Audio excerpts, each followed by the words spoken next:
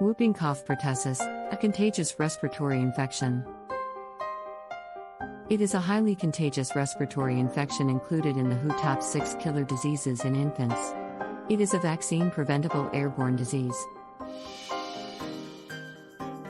The symptoms are related to the respiratory system such as runny nose, fever, vomiting, coughing fits or spells, cyanosis, periods of apnea in between the coughing spells. What are the signs and symptoms of whooping cough or pertussis? The symptoms of whooping cough start to appear almost 7 to 10 days following the infection. Fever may start as a low-grade fever. Runny nose. Coughing spells/fits. Sudden gasp or whoop sound at the end of violent coughing bouts. Babies may feel apneic. 100-day cough. Coughing fit starts following a period or 1 to 2 weeks, and the coughing is so powerful that it may feel like it may break the ribs out. The coughing spells/fits often end with a large whooping noise at the end of the spell with a sudden gasp when the person tries to finally inhale following the coughing.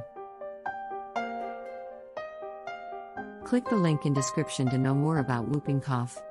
Follow this channel for more such videos on health. Like and subscribe. Share the knowledge.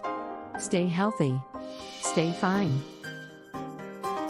Almost 50% cases have the whooping sound that confirm it is pertussis or whooping cough.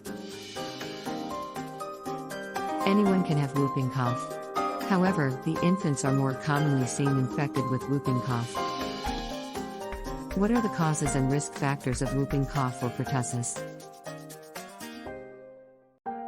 Bordetella pertussis is the bacterium that causes pertussis. Infants are at more risk. People with poor immunity levels are at risk to get infected easily. How is whooping cough pertussis diagnosed? Whooping cough can be diagnosed by symptoms, nasopharyngeal swab test and blood tests, and/or chest X-ray. Pneumonia is a common complication of whooping cough. What is the treatment of whooping cough? Antibiotics and rest are recommended.